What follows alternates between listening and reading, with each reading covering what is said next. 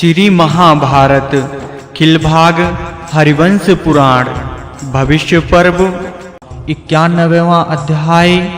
पौंड्रक का राजाओं की सभा में अपने को शंख चक्र आदि से युक्त वासुदेव घोषित करना और श्री कृष्ण को पराजित करने का मंसूबा बांधना।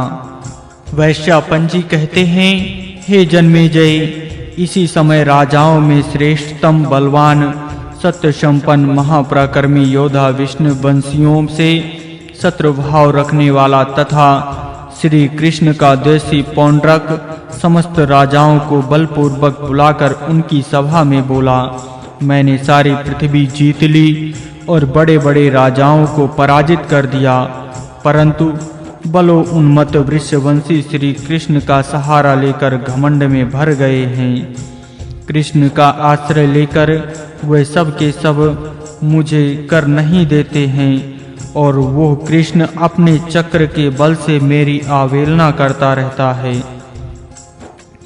उस ग्वाले को सदा इस बात का गर्व रहता है कि मैं चक्रधारी हूँ, मेरे पास शंख चक्र गदा सांग्र धनुष बाण और तरकस है, मैं सहायता से संपन्न हूँ। इस तरह इस समय उसका गर्व बहुत बढ़ा चढ़ा है।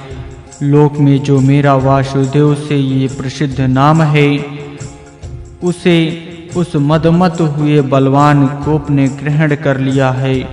मेरे पास भी एक विशाल एवं तीखा चक्र है जो उसके चक्र का नाश करने वाला है। मेरा ये चक्र सदा उस कृष्ण के गर्भ को चूर्ण करने में समर्थ है। इसका नाम भी सुदर्शन है।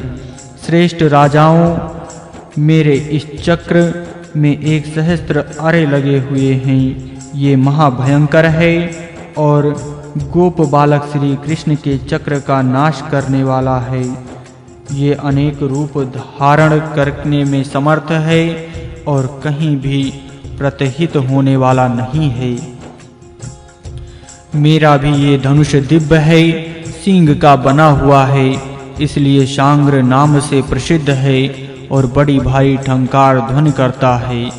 मेरी इस गदा का नाम भी कौमोद की है। ये विशाल एवं सुदृढ़ है। मैंने 1,000 भार लोहे से इसका निर्माण कराया है। मेरा ये विशाल खंग बहुत मजबूत है। इसका नाम नंदक है। ये घोर खंग काल का भी काल और श्री कृष्ण के खंग का नाश करने वाला है।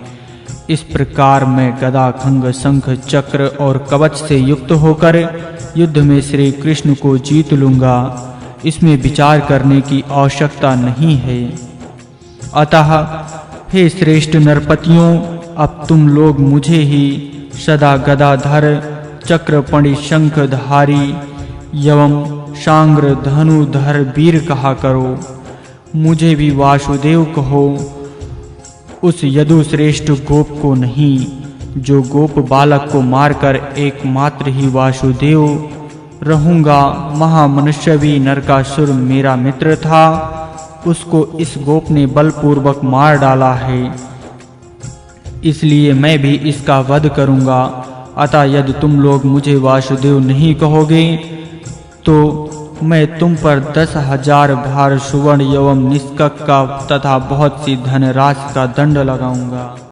राजा धीराज, पौंड्रक के इस तरह मन को असह्य लगने वाली बात कहने पर कुछ प्रबल नरेश लज्जित होकर चुप रह गए।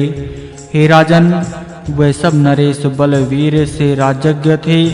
हे राजन, दूसरे चापलूस नरेश ठीक है ऐसा कोलाहल करने लगे और बल के मद से उन्मत्त हुए अन्य राजा कहने लगे, हम युद्ध में श्री कृष्ण को अवश्य जीतेंगे।